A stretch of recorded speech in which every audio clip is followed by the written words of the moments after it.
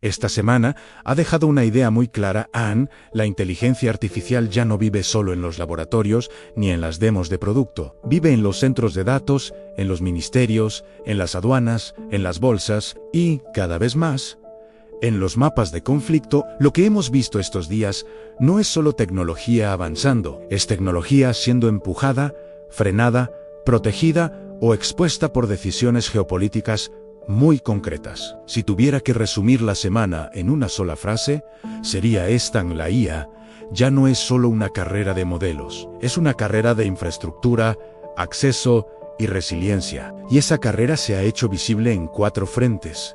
La guerra llegando a los centros de datos, la batalla por los chips entre Washington y Pekín, Europa, forzando a Meta a abrir WhatsApp a rivales de IA, y el choque entre la fiebre inversora de la EA y la realidad física de construirla. Cuando la guerra toca la nube, el primer gran mensaje de la semana llega desde Oriente Medio, y es probablemente el más simbólico. La guerra ya no amenaza solo puertos, refinerías o gasoductos, también amenaza centros de datos. Amazon Web Services informó de daños en instalaciones de Emiratos Árabes Unidos y Bahrein tras ataques con drones.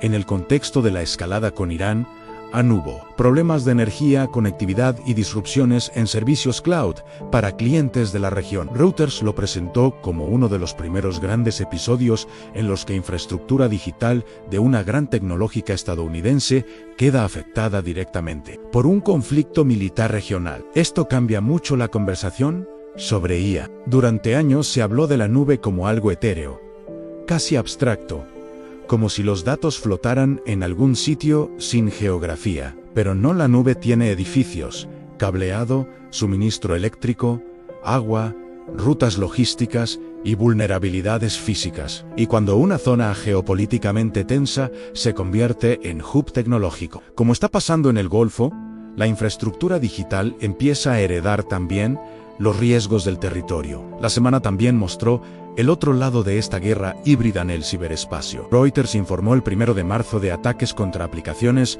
y webs iraníes tras los bombardeos estadounidenses e israelíes, junto con caídas severas en la conectividad dentro de Irán al mismo tiempo. Bancos estadounidenses se pusieron en alerta ante posibles represalias cibernéticas iraníes, y el FBI reconoció haber detectado y contenido actividad sospechosa en sus redes. Es decir, mientras los drones golpean infraestructuras físicas, los ciberataques y la disrupción digital se convierten en una capa paralela del conflicto. La consecuencia para tu audiencia es muy potente a nivel narrativo. La AI no depende solo de tener modelos buenos. Depende de que sigan encendidos los centros de datos, de que no se interrumpan las redes y de que la geopolítica no golpee el cableado invisible del sistema. Esta semana, la nube dejó de parecer un servicio abstracto y pasó a parecerse más a una infraestructura crítica, tan expuesta como una terminal energética o un puerto comercial. Estados Unidos,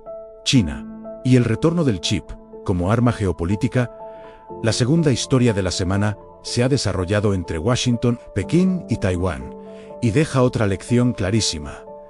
El chip ya no se vende como un producto, se administra como un recurso estratégico. Reuters informó el 5 de marzo que Nvidia ha detenido la producción de H200 destinados al mercado chino y ha redirigido capacidad de TSMC hacia su nueva generación, Vera Rubin. La decisión está vinculada a la falta de tracción real de los envíos a China, pese a las licencias parciales concedidas por Washington, y al hecho de que, en la práctica, esos chips seguían sin llegar de forma fluida a compradores chinos. Aquí hay un detalle importantísimo. En enero, Estados Unidos había relajado algo las reglas para permitir ciertas exportaciones del H20 a China, pero bajo condiciones de seguridad nacional y revisiones externas. Ahora, ya en marzo, Reuters revela que Washington está estudiando nuevas normas aún más complejas para la exportación de chips de IA, incluyendo exigir inversiones en IA en Jun por parte de firmas extranjeras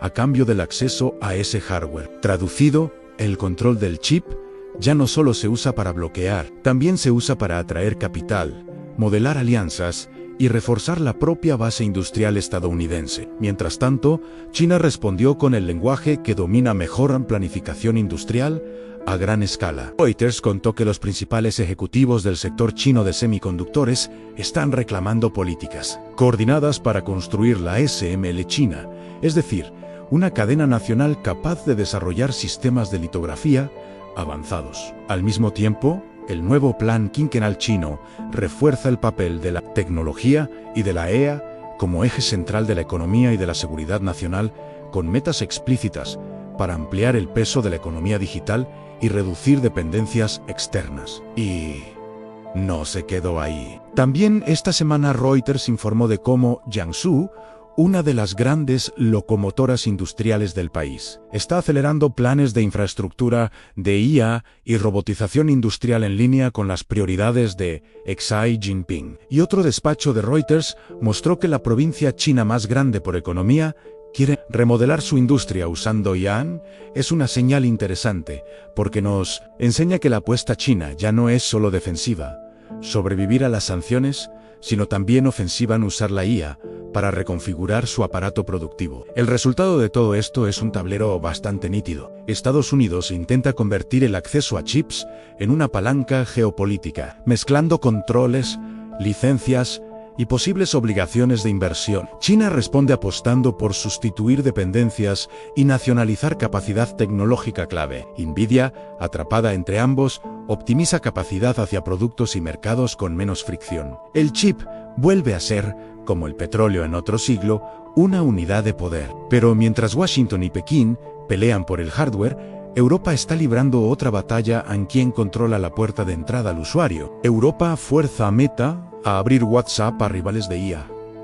La tercera historia de la semana llega desde Bruselas y es muy importante porque toca uno de los puntos más sensibles de la de consumo en la distribución. Reuters informó el 5 de marzo que Meta permitirá durante un año que chatbots rivales de IA operen en WhatsApp en Europa para intentar frenar una posible medida cautelar de la Comisión Europea dentro de una investigación antimonopolio. La sospecha de fondo es que Meta estaba usando su control sobre WhatsApp para favorecer a Meta AI y dificultar el acceso de competidores. Esto parece una noticia corporativa, pero en realidad es mucho más grande. Porque la gran pregunta de 2026 ya no es solo quién tiene el mejor modelo. La pregunta es, ¿quién controla el punto de acceso a miles de millones de usuarios? Si Meta controla WhatsApp y al mismo tiempo integra su propio asistente, puede convertir una plataforma de mensajería en una autopista privada para su EA.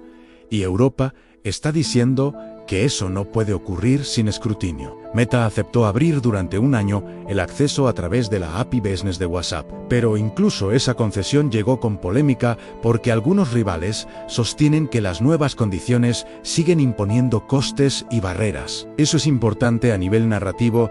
Europa no está peleando solo por competencia abstracta, sino por las condiciones materiales bajo las que una IA rival puede existir dentro del ecosistema dominado por una gran plataforma. Además, este episodio encaja con un patrón más amplio que Reuters viene describiendo desde febrero. Europa está tensionando su relación con Big Tech y eso puede irritar a Washington, especialmente cuando las empresas afectadas son estadounidenses. Ya no es solo una discusión regulatoria, es una discusión sobre soberanía digital, sobre si Europa tendrá capacidad real para evitar que unas pocas plataformas definan por completo la arquitectura de acceso a la IA. Y aquí hay una idea muy útil para tu guión en el fondo.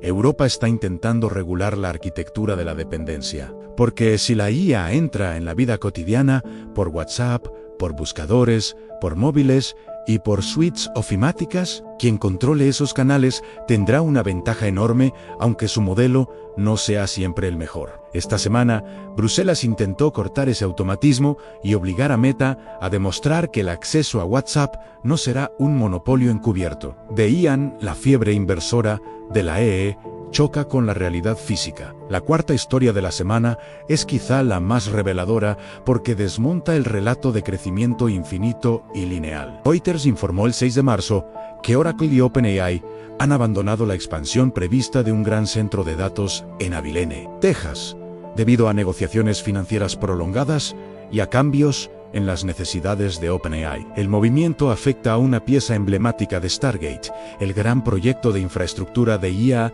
anunciado el año pasado. Aunque el desarrollo de más capacidad sigue en pie, el mensaje es claro. Incluso en pleno boom de la IA, construir infraestructura masiva no es automático ni sencillo. Esta noticia choca de frente con otra de la misma semana. Reuters recogió que OpenAI ya supera los 25.0 millones de dólares de ingresos anualizados. Es una cifra enorme y sugiere que la demanda comercial sigue disparada. Pero precisamente por eso el contraste es tan interesante.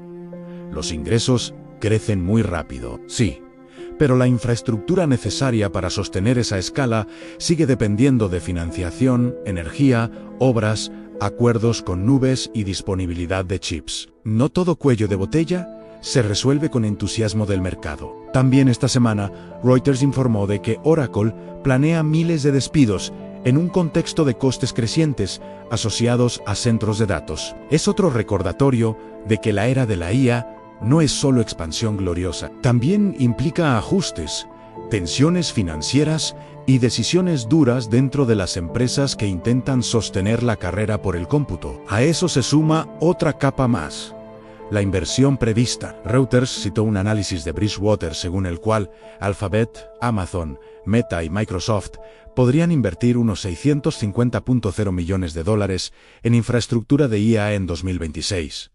Es una cifra colosal. Y sin embargo, al mismo tiempo, vemos centros de datos dañados por drones en Oriente Medio, proyectos en Texas que se retrasan o se redirigen, y presiones crecientes sobre el coste físico de desplegar capacidad. La moraleja es: brutal, la IA puede parecer software, pero sus límites se parecen cada vez más a los de una industria pesada.